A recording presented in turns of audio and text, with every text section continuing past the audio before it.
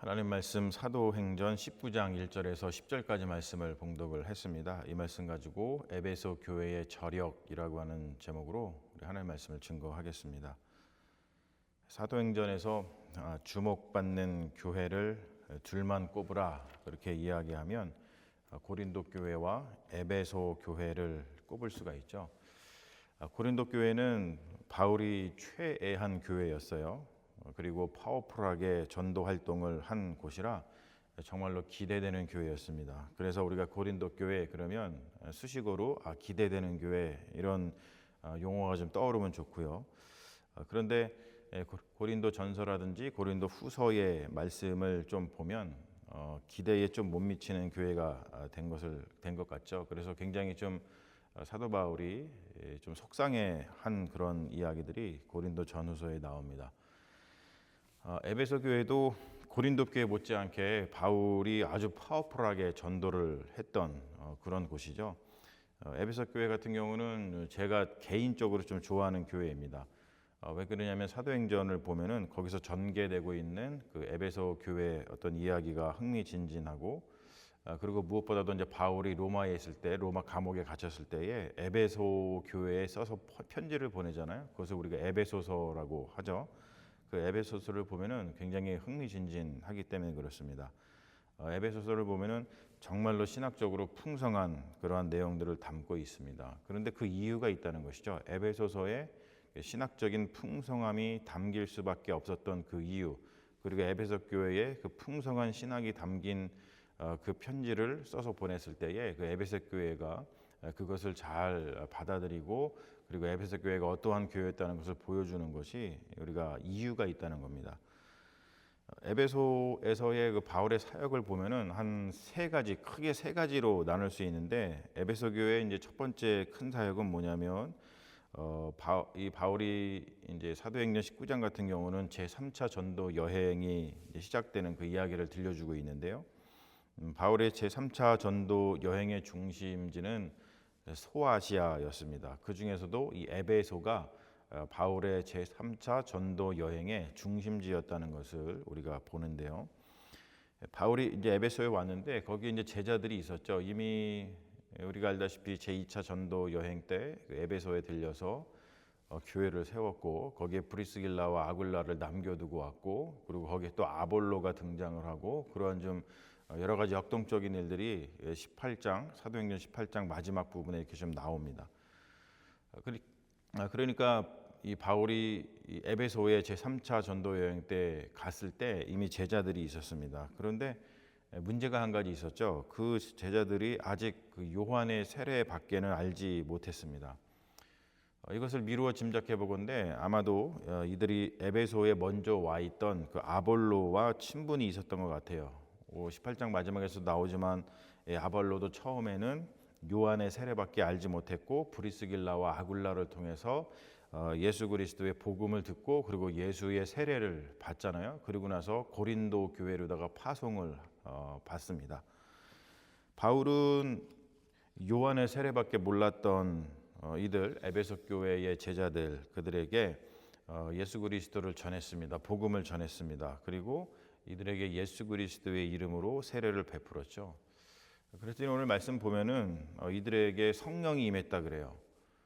그리고 이들이 방언도 하고 예언도 했다 이렇게 기록을 하고 있습니다. 몇 줄 안 되는 기록이지만 이것은 뭘 가리키냐면 이들이 예수 그리스도의 복음을 사도 바울로부터 듣고, 그리고 난 다음에 에베소 교회에 원래 있었던 그 제자들의 그 신앙의 깊이가 이전과는 차원이 달라졌다라고 하는 뜻이겠죠. 그리고 명확하게 뭐라고 이야기를 하냐면 이들의 숫자가 12명쯤 되었다 그렇게 이야기를 합니다. 이것은 명백하게 예수님의 12제자를 떠올리게 만들고, 그리고 또 이스라엘의 12지파를 떠올리게 만드는 그러한 진술이겠죠.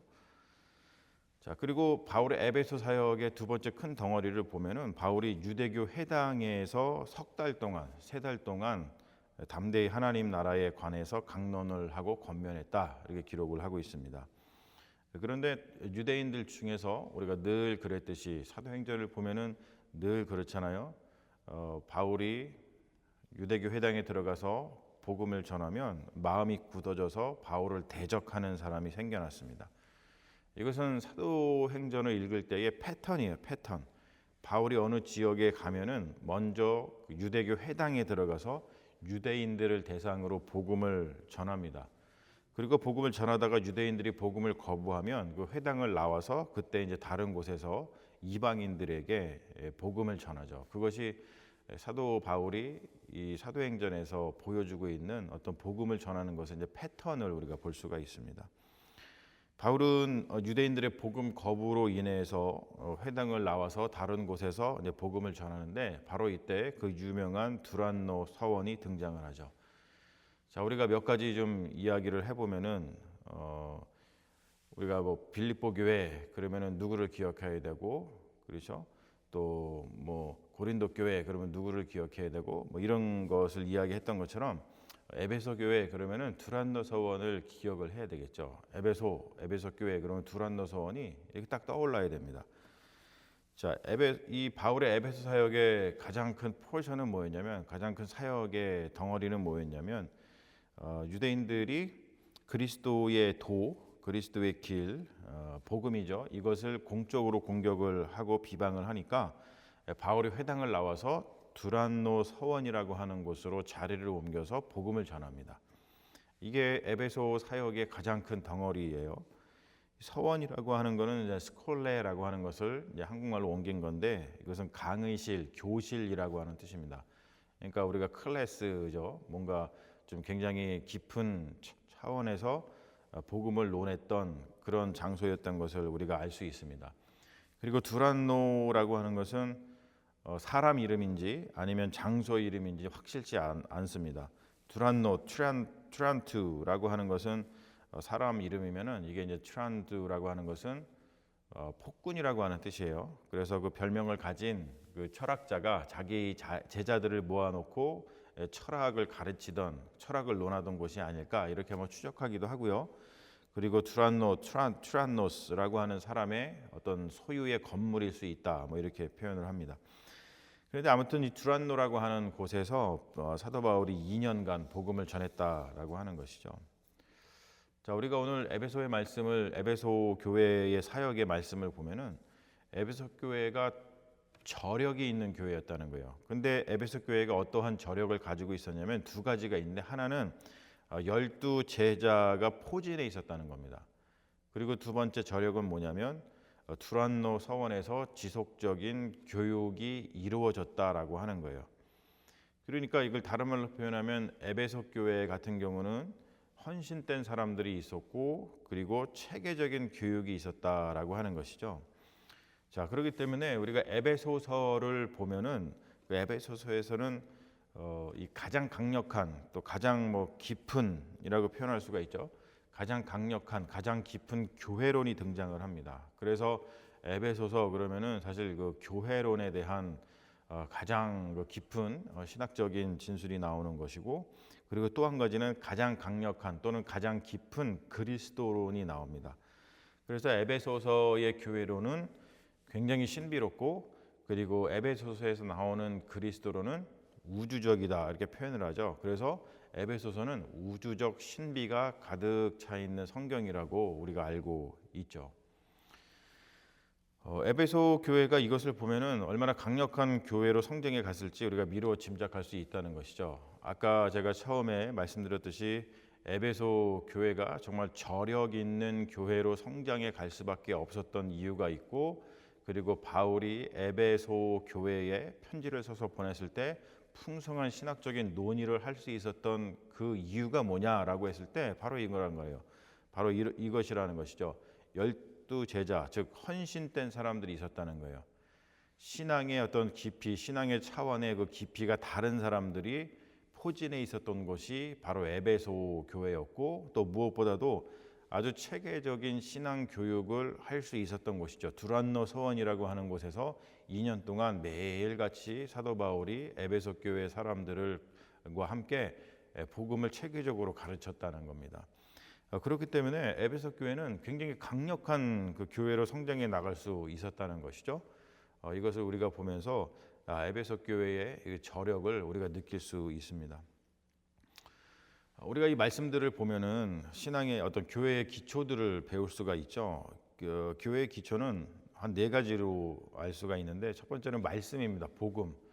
복음이 전해지잖아요. 그 말씀이 풍성해야 되는 거예요. 교회는 말씀이 풍성한 게 기초입니다. 그래서 기초를 세운다라고 하는 것은 교회는 계속해서 이제 말씀을 풍성하게 뭔가 일으키게끔 하고, 그 말씀이 나에게 다가오게끔 하는 것이 굉장히 중요하고, 그리고 말씀을 받으면은 열정이 생깁니다. 그래서 교회의 기초는 말씀이 있고, 그 말씀에 기초한 열정이 있어요.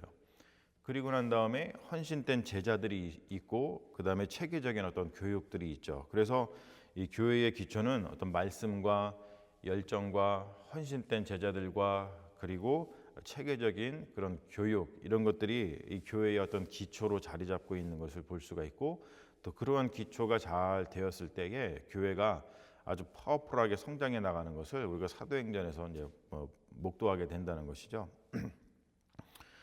성경에서 보여주는 이 교회의 이러한 기초를 우리가 잘 인식을 하고, 그리고 받아들여서 우리가 교회를 세워 나가면 아주 강력한 사역을 감당하는 그런 멋진 교회가 탄생할 수 있다는 겁니다.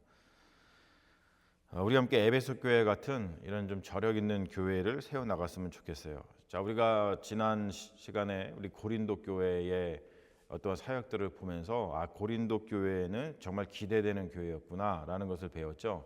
그래서 우리가 고린도 교회 같이 기대되는 교회, 그리고 오늘 우리가 보듯이 또 에베소 교회는 정말 저력 있는 교회구나. 그래서 에베소 교회와 같은 저력 있는 교회, 이런 것들을 우리가 좀 마음속에 품을 필요가 있죠. 왜냐하면 이 교회를 세워 나갈 때, 우리 교회를 세워 나가는 것은 어떤 세상의 어떤 경영 그런 것들이 아니라 언제나 이 교회는 성경에 근거해서, 하나님의 말씀에 근거해서 교회는 언제나 세워져 나가야 되는 거 아니겠어요? 그렇기 때문에 우리가 교회를 어떻게 세워나갈까? 교회는 어떻게 부흥하는 것일까? 교회는 어떻게 해야지 든든한 교회가 될까? 교회는 어떻게 해야지 하나님께서 기뻐하시는 교회가 될까? 또 교회는 어떻게 해야지 사람들이 정말 관심을 가지고서 와서 자기의 어떤 신앙, 그리고 자기의 삶을 주님께 맡기고 또 행복을 찾아갈까? 그런 것들을 생각할 때 바로 그 모든 것들이 성경에 있다는 것이죠. 그래서 우리가 살펴보는 사도행전의 말씀을 통해서 교회는 어떠한 교회가 되어야 될까라고 할 때, 무엇보다도 참고할 만한 교회가 고린도 교회와 에베소 교회가 있다는 겁니다. 고린도 교회처럼 기대되는 교회, 그리고 에베소 교회처럼 저력 있는 교회, 그런 교회가 되면 좋겠다라는 생각을 가집니다. 그래서 기대되는 교회, 그리고 저력 있는 교회, 정말로 말이 예쁘잖아요. 좋은 말이잖아요. 정말 기대되는 교회. 정말 기대된다. 저 교회는 정말 기대되는 교회야. 그리고 저 교회를 봤을 때, 저 교회는 정말 저력 있는 교회야. 이러한 찬사를 성경에 보면은 받은 교회들이 있다는 것이죠. 그게 바로 고린도 교회와 에베소 교회인데, 우리가 그런 모습을 보면서 우리 교회도 고린도 교회와 같이 기대되는 교회가 되면 좋겠다. 그리고 우리 교회도 에베소 교회처럼 정말 저력 있는 교회가 되면 좋겠다. 이러한 소망들을 우리가 품게 된다는 것이죠. 그래서 사랑하는 여러분, 우리가 하나님의 말씀을 들으면서 그래, 우리 교회를 기대되는 교회, 그리고 저력 있는 교회로 하나님께서 삼아주시기를 바란다라고 하는 마음을 가지고 우리 교회를 그렇게 잘 세워나가는 믿음의 자녀들이 다 됐으면 좋겠습니다. 우리 같이 기도하겠습니다. 아버지 하나님, 오늘 하나님의 귀한 말씀을 저희들이 나누면서 특별히 에베소 교회를 보았습니다.